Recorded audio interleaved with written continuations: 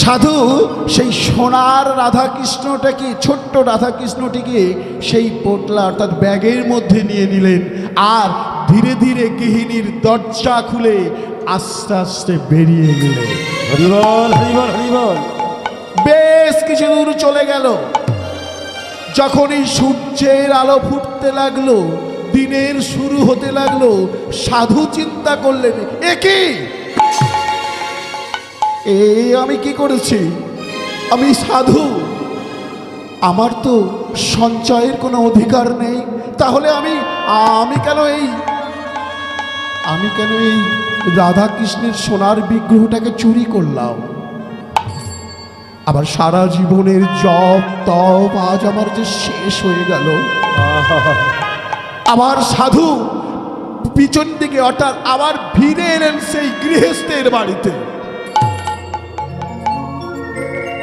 ডাকাডাকি করলেন, মা দরজা খোলো, মা। মহাগো হরি বল হরি বল হরি বল। ও গো মা,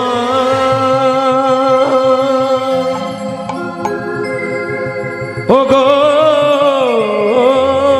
মা। দরজা খুললেন গৃহিণী। বাবা, এত তাড়াতাড়ি ঘুম ভেঙে গেছে তোমার?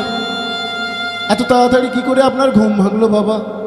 আমরা তো সাধু মা, যোগী, আমরা ব্রহ্ম মুহূর্তে ঘুম থেকে উঠি, ভগবানের নাম গান করি, ভগবানকে স্মরণ করি, কিন্তু মা আজ আমি পারিনি। আচ্ছা মা বলো তো, আমায় যে রাতে তোমরা যে চালের অন্ন করে দিয়েছ, সেই চালটা কোথা থেকে এসেছিল?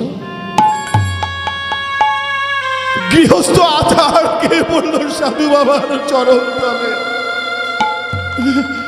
সাধু বাবা আমায় ক্ষমা করে দিন, আমায় ক্ষমা করে দিন। কেন? ওই চালটা তুমি কোথা থেকে এনেছ? সাধু বাবা, আমি একজন চোর, আমি চুরি বৃত্তি করি। কাল যখন আপনি আমাদের গৃহে সেবা করবেন বলেছেন, আমার ঘরে তখন অন্ন ছিল না, আমি তখন ওই পাশের বাড়ি থেকে চুরি করে এনেছি চাল, আর সেই চালে আমি আপনার অন্ন সেবা দিয়েছি। শোন বাবা, আজ ওই অন্ন সেবা করে আমার মধ্যে চোরের প্রবৃত্তি জেগে উঠেছিল, তাই তোর ঘরে রাখা ছিল চুরি করা সোনার রাধা কৃষ্ণের ছোট্ট বিগ্রহ, সেটা নিয়ে আমি গ্রাম পেরিয়ে গিয়েছিলাম। কিন্তু ওই অন্ন যখন আমার দেহের মধ্যে হজম হয়ে গেল, আমার চোর প্রবৃত্তি নষ্ট হয়ে গেল, তাই আমি আবার ফিরে এলাম তোদের বাড়িতে এটা ফিরিয়ে দিতে। আজ থেকে তুই কথা দে, কোনোদিন আর চুরি করবি না।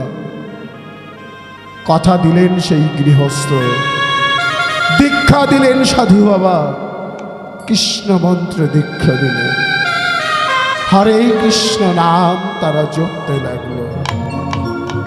ভক্তমণ্ডলীয় ভক্তিমতী মায়েরা, এই জন্যেই সবার বাড়িতে সেবা করা যায় না। যে অসাধু ব্যবসায়ী, তার বাড়িতে যদি আপনি সেবা করেন, আপনার মধ্যে অসাধু প্রবৃত্তির জন্ম নেবে।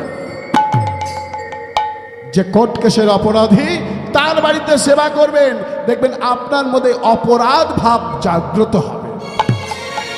যে চোর, তার বাড়িতে সেবা করবেন, দেখবেন আপনার মধ্যে ওই রকম চুরির প্রবৃত্তি ঢুকে যাবে। হরি বল, হরি বল, হরি বল।